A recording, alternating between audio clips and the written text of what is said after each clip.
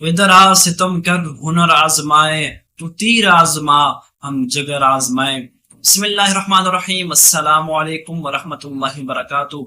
आज की इस छोटी सी वीडियो में एक बड़े ही इम्पोर्टेंट टॉपिक पर बात करेंगे, जिस टॉपिक पर ना कोई बात करता है, अगर कोई बात करता भी है तो डर के डुबरा के बात करता है, क्योंकि यहाँ पर हक बयान करना जुर्म समझा जाता है।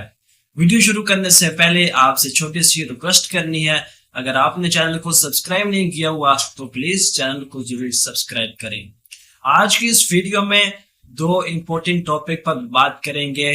पहला टॉपिक साद हुसैन रिजवी साहब, वो कैद में हैं, और दूसरा टॉपिक मस्जिद रहमतुल्लिल आलमीन, तो सबसे पहले अल्लाह का घर है। इन दो टॉपिक पर हम डिटेल से बात करेंगे।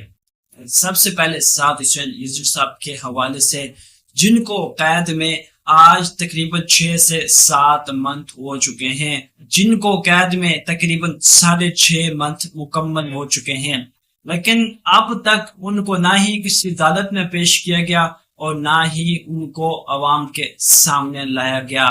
सवाल तो बनता है, अभी तक साद हुसैन रिजवी साहब और अनस हुसैन रिजवी साहब और पार्टी की सारी क़यादत कहाँ है? इसके लिए, इसको समझने के लिए हमें थोड़ा पीछे जाना पड़ेगा। 2025 अक्टूबर का महीना जब तहरीक लब्बैक एक मार्च का ऐलान करती है, उस मार्च का नाम गजा मार्च के नाम से मंसूब किया गया।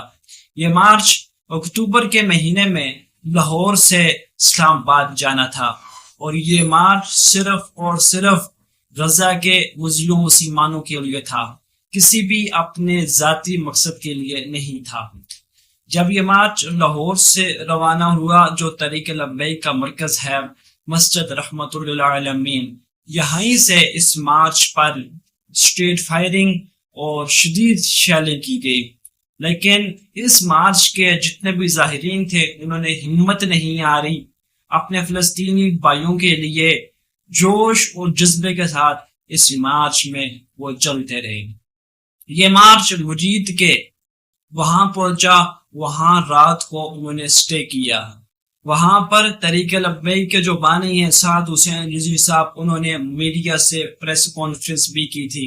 उन्होंने मीडिया को इस चीज से आगाह किया था कि हमारे ऊपर जो फायरिंग की जा रही है, ये सारी गोलियां मेड इन पाकिस्तान है, और हमारे ऊपर शदीद शेलिंग और स्ट्रेट फायरिंग किए गए हैं।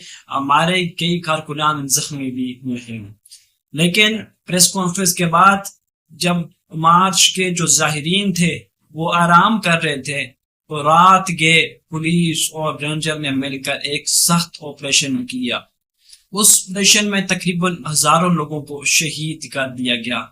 लेकिन हुकूमत का ये कहना था कि इस ऑपरेशन में कोई भी मारा नहीं गया। कई लोग उस ऑपरेशन में जख्मी हुए थे और कई शहीद भी हुए थे इस ऑपरेशन में।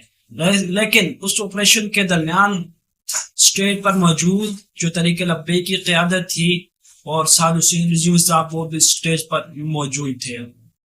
वो उस वक्त गायब हुए थे और आज तक उनको मंजर आम पर नहीं लाया गया। आखिर अब तक वो कहाँ हैं? ना ही अदालत में उनका कोई मुकदमा चला और ना ही उनको आवाम के सामने लाया गया। इनको कैद करने वाले कौन थे, यह भी सवाल बनता है। और दूसरी जानब मस्जिद रहमतुल्लिल आलमीन, ये तहरीक लब्बैक का मरकज तो है ही, लेकिन सबसे पहले ये अल्लाह का घर है।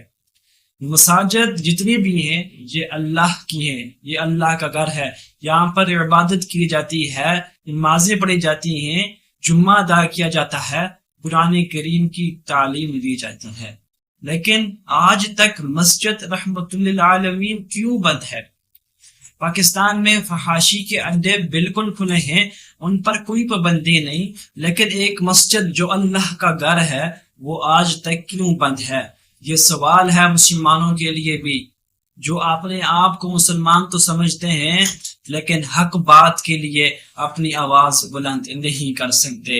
मस्जिद रहमतुल्लिल आलमीन को भी इस मार्च के दौरान बंद कर दिया गया और आज तक मस्जिद रहमतुल्लिल आलमीन बंद है। نہ ہی وہاں پہ نمازیں ہوتی ہیں، نہ ہی جمعہ ہوتا ہے، اور نہ ہی اس مرکز میں کسی کو جانے دیا جاتا ہے۔ امید ہے کہ یہ ویڈیو میری آپ کو پسند آئی ہوگی، اور امید کرتے ہیں، دعا کرتے ہیں کہ بہت جلد حافظ سعد حسین رضوی صاحب اور پارٹی کی دیگر قیادت بھی ہمارے سامنے آئے گی، ان کو جلدی اس قید سے رہائی ملے گی۔ آج کے لیے فی الحال اتنا ہی، ملتے ہی ایک نئی ویڈیو میں۔ اپنا بہت سارا خیال رکھیے اور دل کھول کر سپورٹ کیجیے۔ اللہ حافظ۔